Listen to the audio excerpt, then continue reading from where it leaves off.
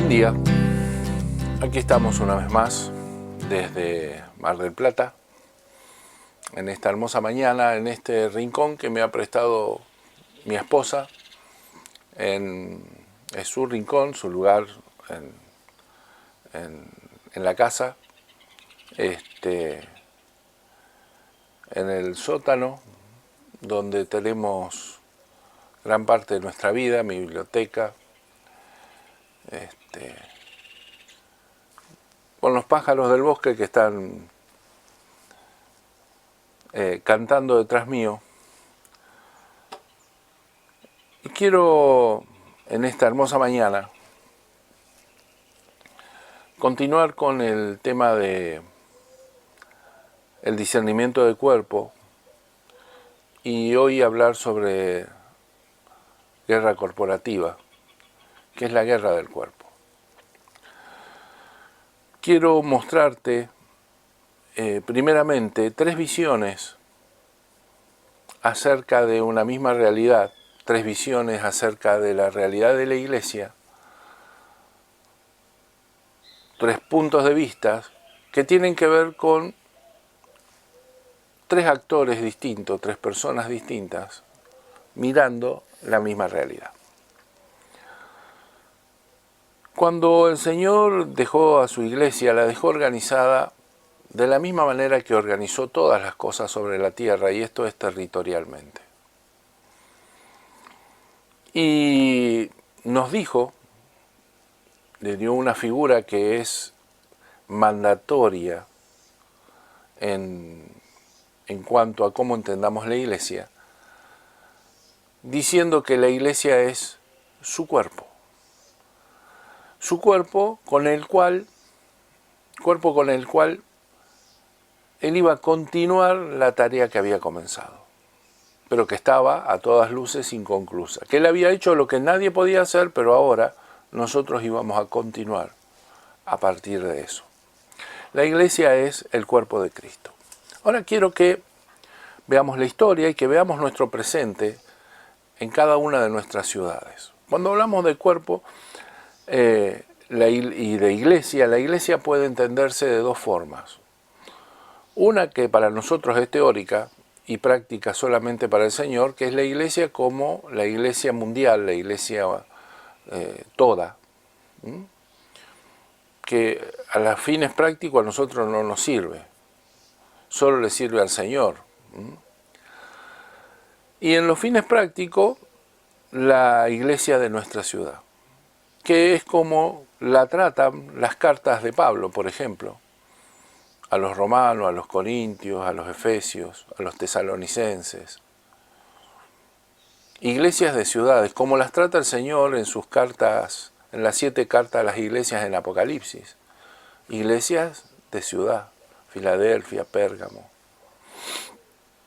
Solamente una vez Pablo se dirige a las iglesias en plural, y es cuando le escribe a los Gálatas, porque Galacia no era una ciudad, era una región donde había varias ciudades y por lo tanto había varias congregaciones, lo que él llamó varias iglesias.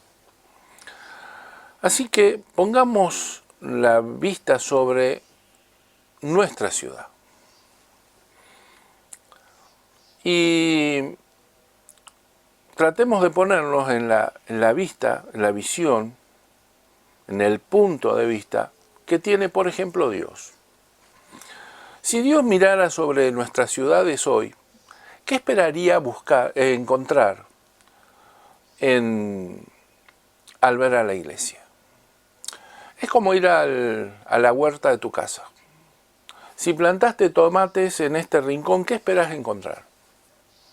Tomates. No esperas encontrar otra cosa, ¿sí? Si encontrás otra cosa es porque está enfermo, porque algo pasó raro. Pero la realidad es que si plantaste tomates, buscas tomates.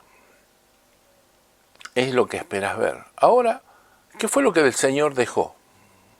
Dejó a su iglesia, de la cual dice es su cuerpo. Entonces, ¿qué es lo que el Señor Jesús espera ver cuando mira nuestras ciudades? ¿Y cómo ve a la iglesia? La ve como un cuerpo.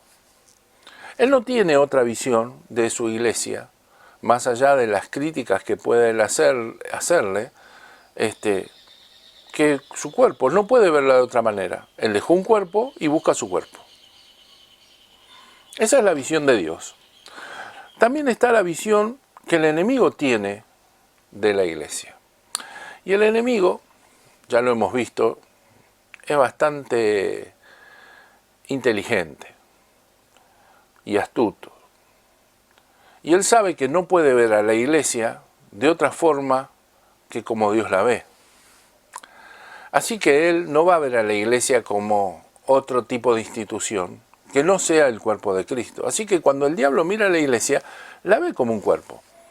Pero va a poner su acento, su énfasis en las debilidades del cuerpo. Y las debilidades del cuerpo, que es lo que a él le interesa, están en las coyunturas. Así que él ve un cuerpo, pero lo ve desmembrado.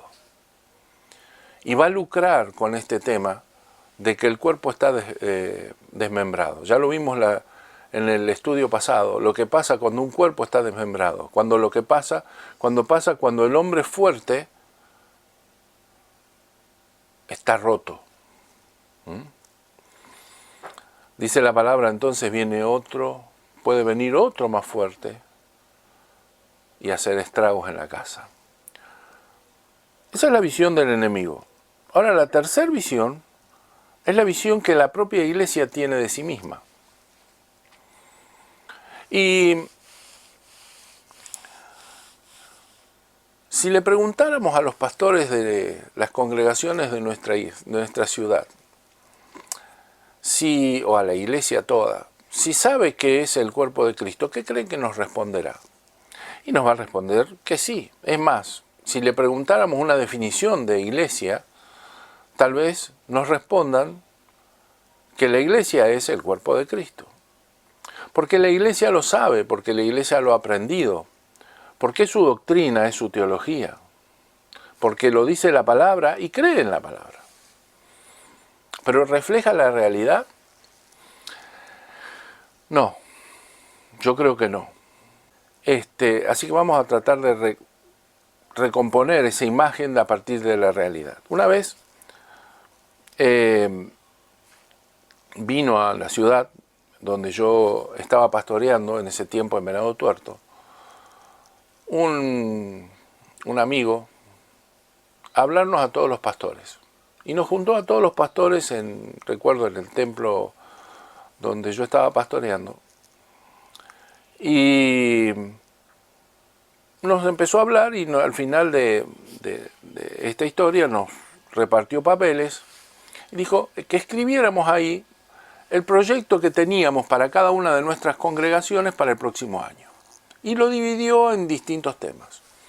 Acción social, educación cristiana, evangelismo, bueno. Eran 4 o 5 temas principales. Y ahí escribimos en una frase, en cada uno de estos temas, qué es lo que pensábamos hacer en el próximo año. Él tomó los papeles, agarró un pizarrón y empezó a hacer un resumen de todo esto. Y empezó a leerlos. Y miren, cuando los leían, nos íbamos poniendo cada vez más anchos, más orgullosos. Porque la coincidencia que había en los planes de cada uno con la del otro era impresionante. Todos buscábamos lo mismo, palabras más, palabras menos, ¿sí? Y él terminó y dijo, la coincidencia es abrumadora.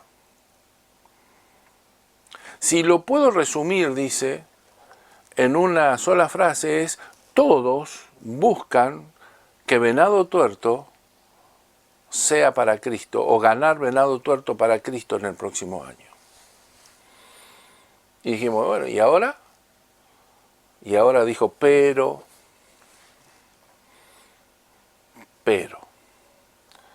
¿Qué significaba ese pero? Yo por lo pronto me acuerdo, saqué mi casco, me lo puse porque sabía que venía de coscorrones la cosa. Venía de palos. Y dijo, muy bien, todos buscan lo mismo, pero hay un problema en esa búsqueda.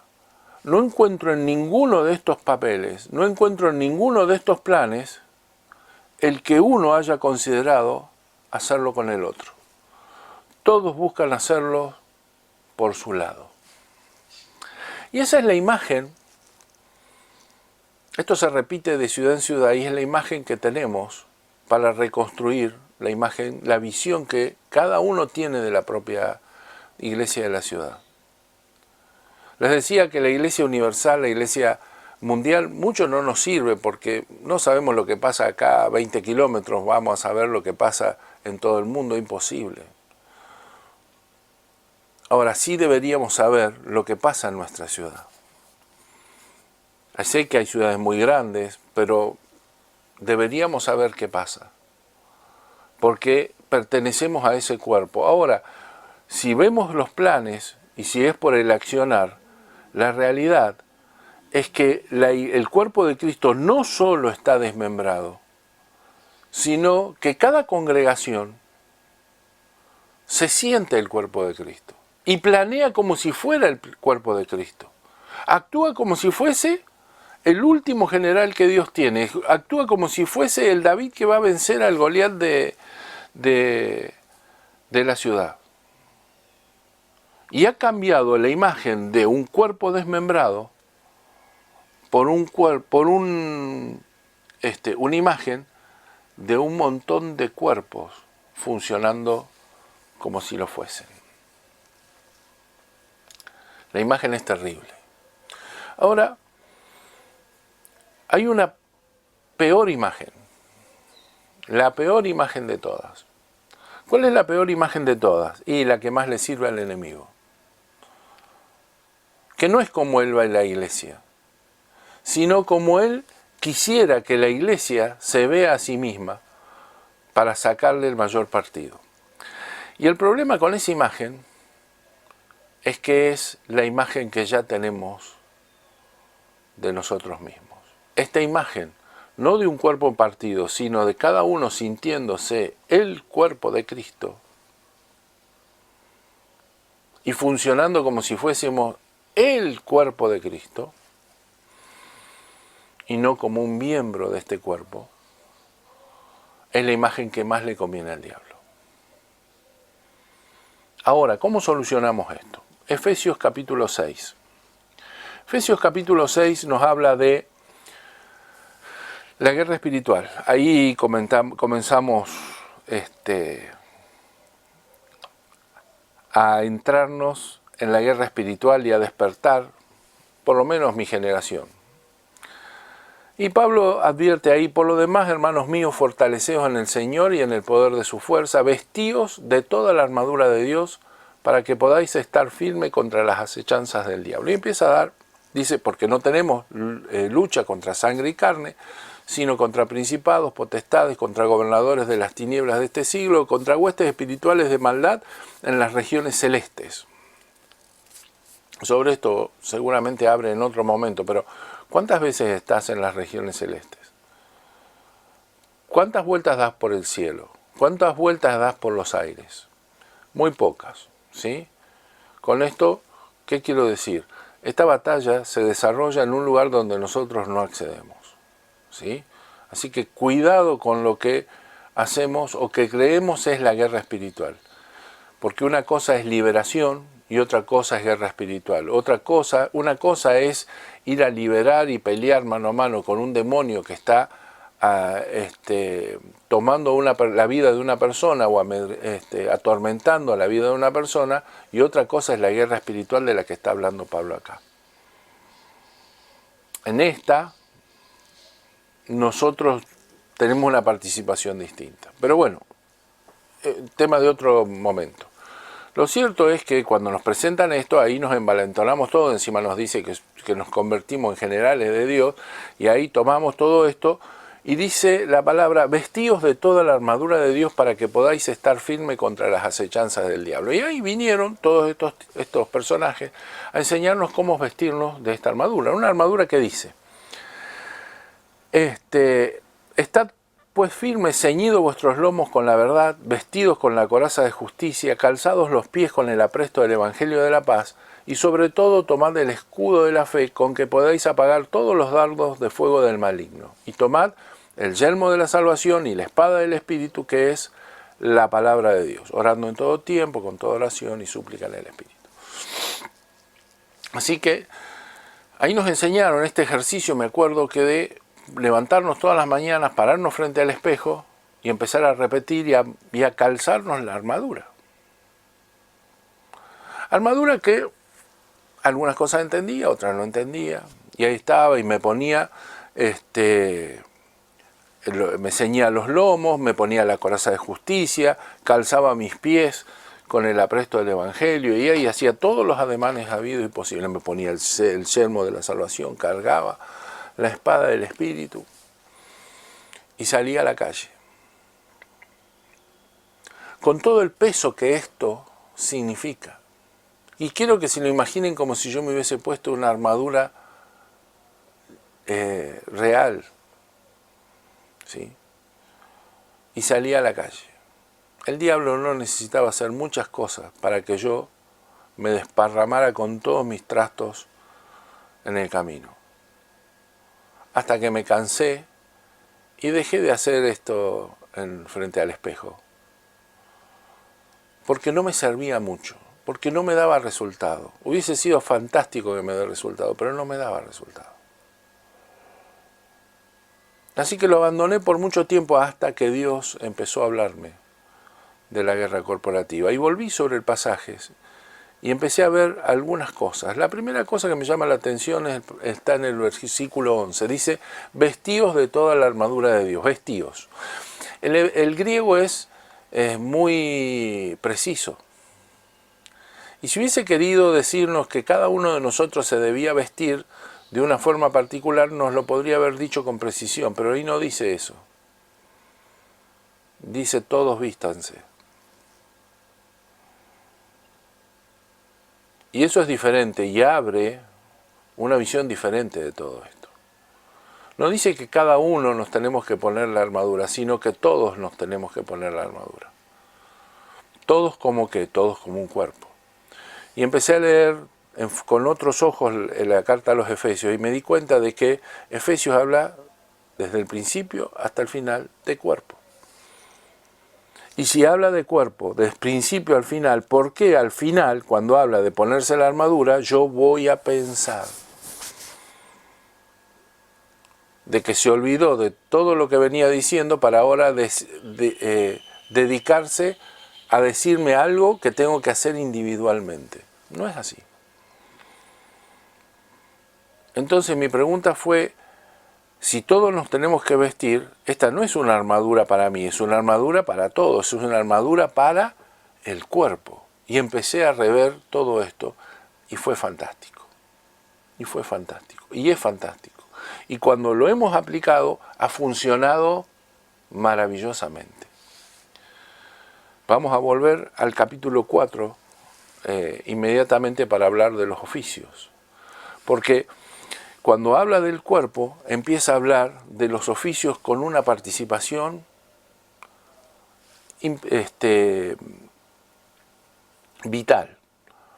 El capítulo 4 dice que él mismo, Jesús, constituyó a unos apóstoles, a otros profetas, a otros evangelistas y a otros pastores y maestros.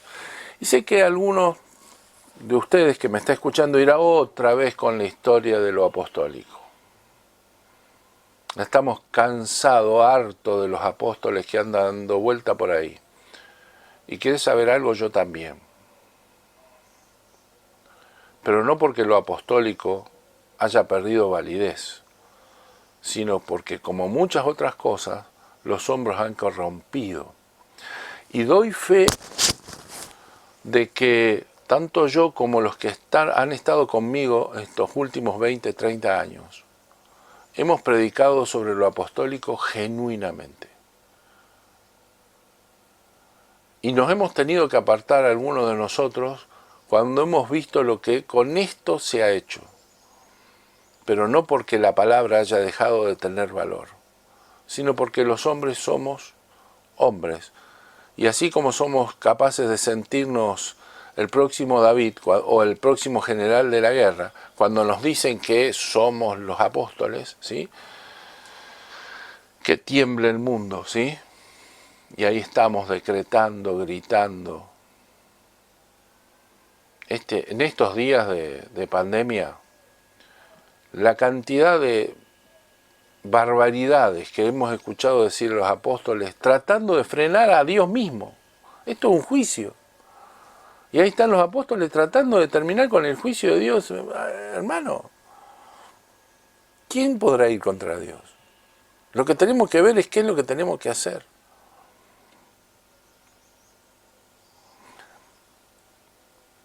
Pero voy a hablarte sobre lo apostólico.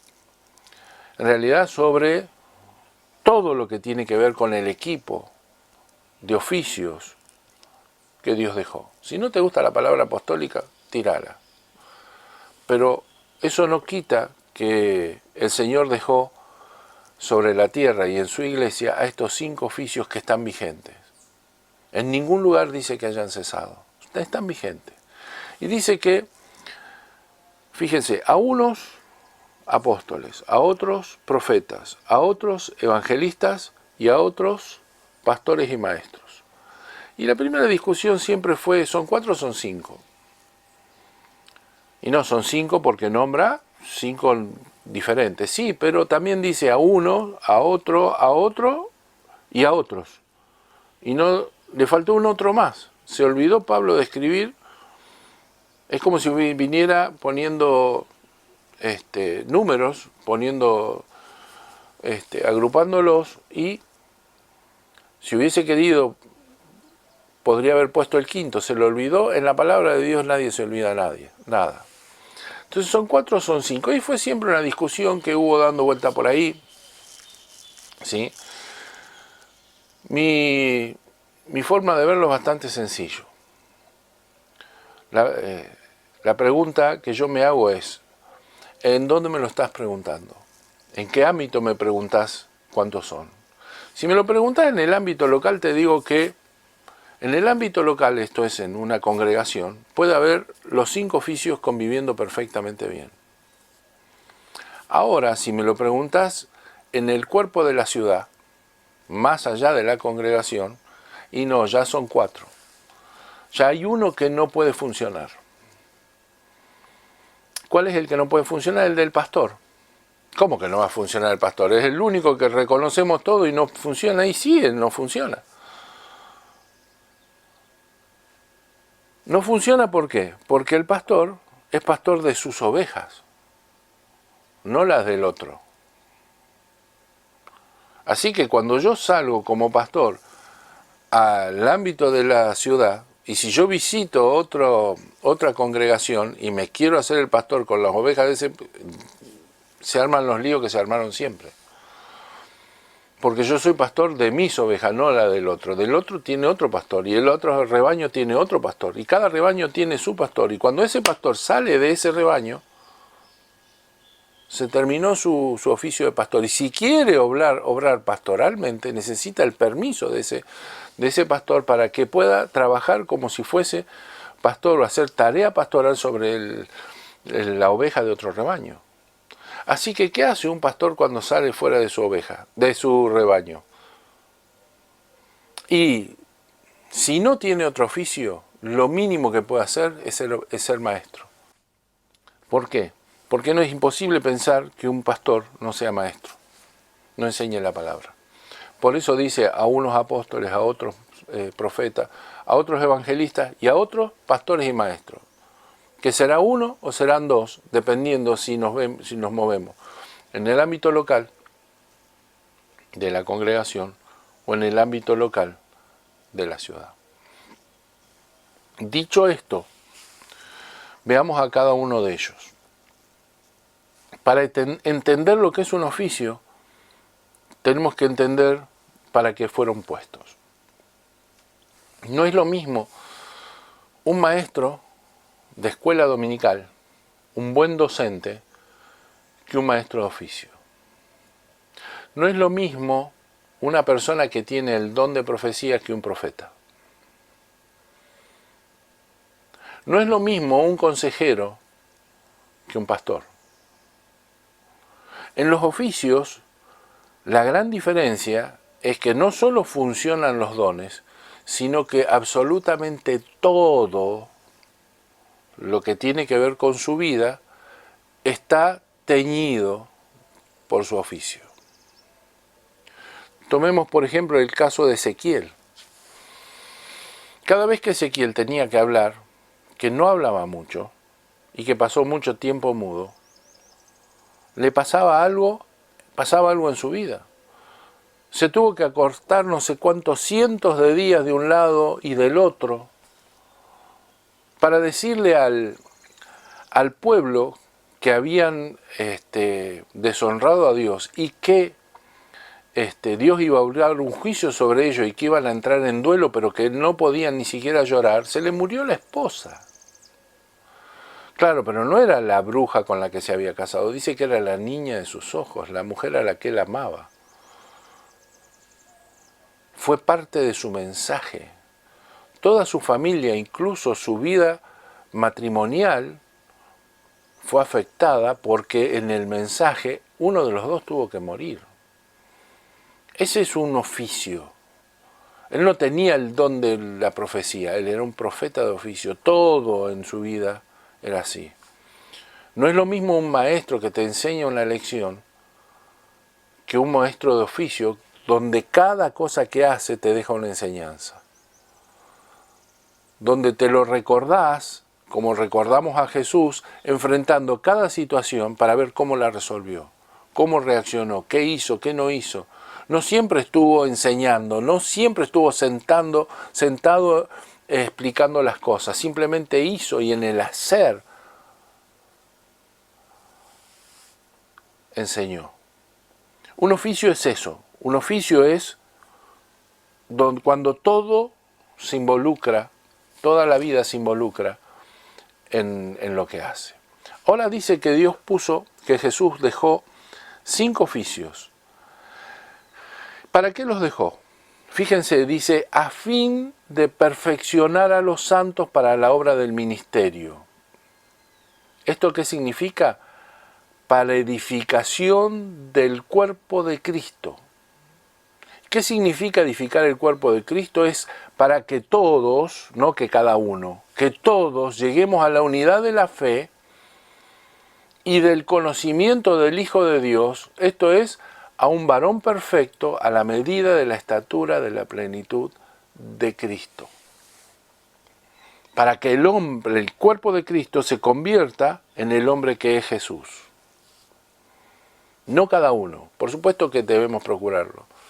Pero esta no es una carrera de cada uno a ver quién crece más que el otro, es una carrera a ver cómo crecemos todos. Y para eso puso los oficios, para que esto pueda darse. Dice, para perfeccionar a los santos. Perfeccionar es, al menos, equipar, entrenar, enseñar. Para eso están los oficios. Decíamos que la debilidad del cuerpo está en las coyunturas y los oficios están para que esto no ocurra. Los oficios están para que las coyunturas no se desarmen. Los oficios están para hacerle ver a cada congregación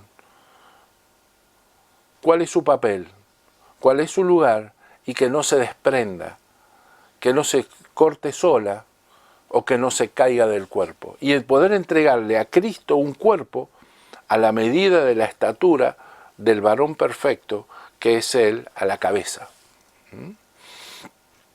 Entonces, ¿cuáles son los roles que tenemos ahora?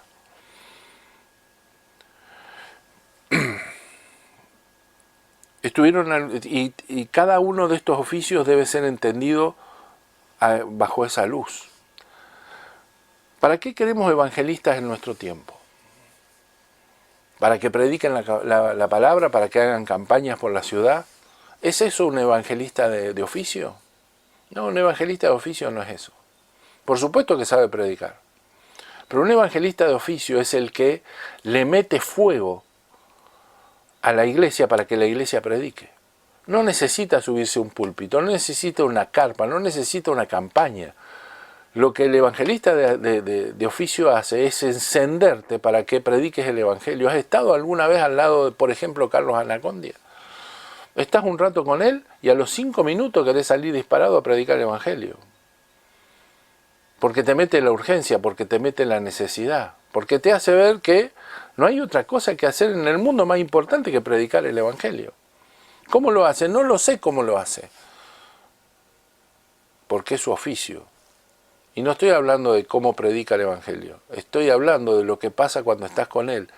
Y el oficio no se ve cuando él está en la campaña. Está cuando habla con vos, cuando habla con la gente, cuando habla con los oficios, cuando va a predicarle a las congregaciones de gente cristiana, a los santos, para encender los fuegos.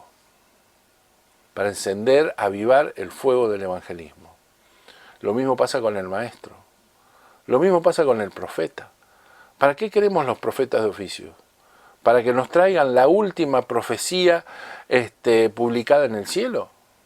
Este no es tiempo de la última profecía publicada en el cielo, ya fue publicada acá. Y la última novedad la va a traer el Señor Jesús cuando venga. Porque justamente la novedad es la que no conocemos ni Él conoce todavía. Pero lo demás ya está escrito. No necesitamos demasiada profecía hoy. Lo que necesitamos que el profeta haga es que nos enseñe a tratar con Dios, que nos enseñe a distinguir la voz de Dios para no ser engañados. Y de eso va a tratar el próximo estudio. Necesitamos a los maestros para que nos enseñen la palabra de Dios y que nos promuevan el estudio de la palabra de Dios. Yo no necesito un maestro que me hable todos los días. Lo que necesito es que el maestro me meta el fuego por investigar la palabra. ¿Y los apóstoles? Alguien dijo que el apostolado es un nivel mayor de servicio. Me gusta decir un nivel más bajo de servicio. Para que esto de mayor se entienda como que servir más no es estar más arriba, sino estar más abajo. Y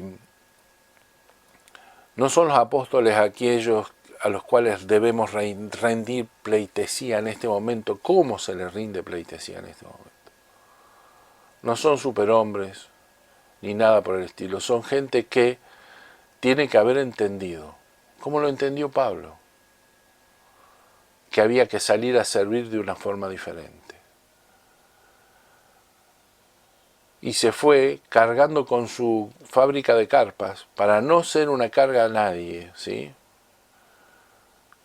Para servirle. Y fue a un lado, al otro lado, hasta que lo metieron preso y aún preso siguió organizando. Siguió haciendo y bregando porque la iglesia sea un solo cuerpo. Porque la idea es que todos lleguemos a la unidad de la fe y del conocimiento del Hijo de Dios. Esto es un varón perfecto a la medida de la estatura de Cristo.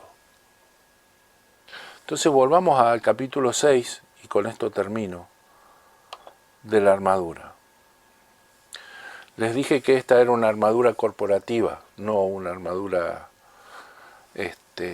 individual. Entonces la cosa es ya algo diferente. ¿Qué es esto de calzarse con el apresto del Evangelio de la paz? El único apresto que nosotros conocíamos era el del planchado. ¿Qué es el apresto del Evangelio de la paz? ¿Cómo me calzo el apresto del Evangelio de la paz? Individualmente no existe eso. Ahora, si yo entiendo que es un oficio que mete fuego, ahora entiendo lo que es el apresto del Evangelio de la paz. La iglesia necesita, como parte de su armadura, evangelistas de oficio que le pongan la urgencia, que le quemen los pies para correr a predicar el Evangelio de la paz. ¿Qué es esto del cinto de la verdad? Yo lo podía entender con Hebreos que habla de que debemos librarnos de todo el peso del del pecado que se enreda en nuestras piernas, pero el cinto ha sido siempre un símbolo de los profetas. Y el cinto se usa para ceñir los lomos.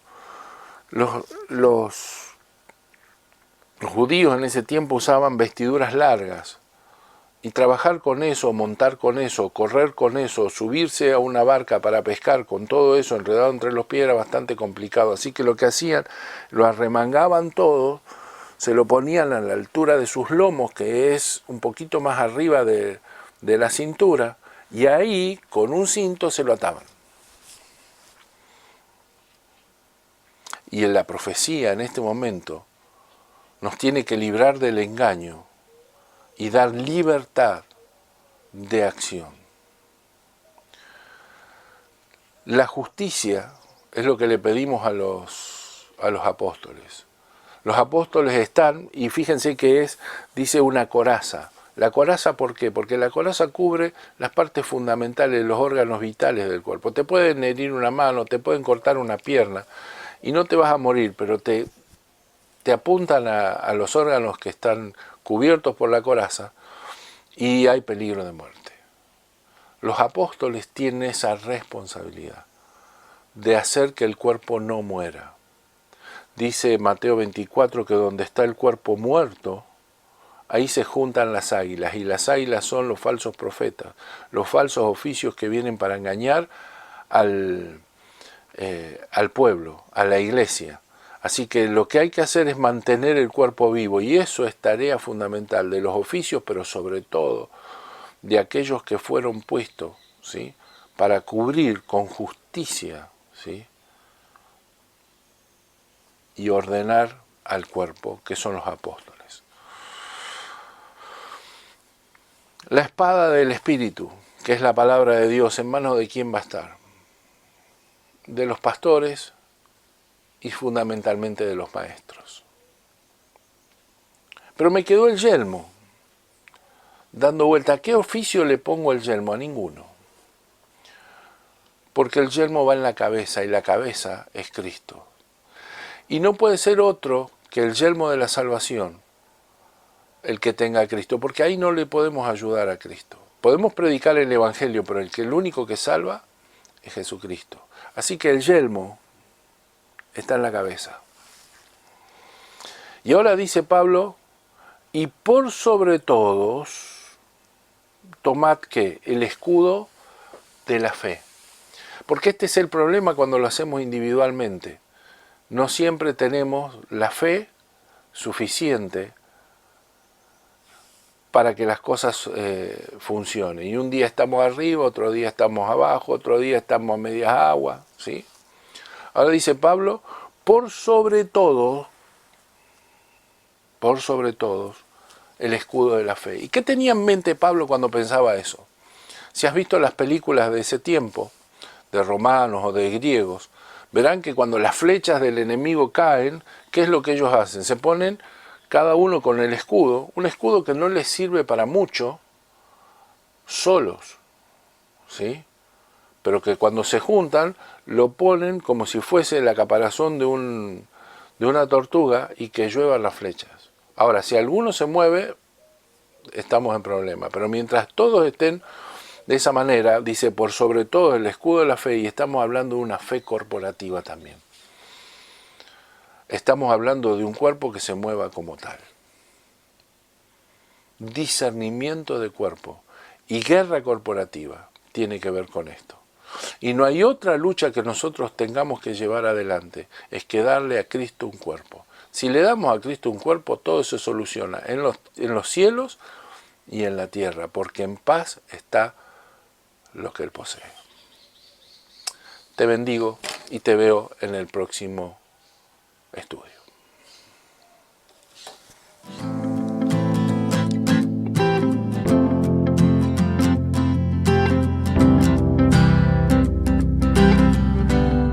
Como siempre, este y otros estudios puedes encontrarlos en nuestro canal de YouTube Bíblicamente, o en nuestro podcast ¿Qué hacemos con esto?, que puedes hallar en las plataformas habilitadas como Spotify.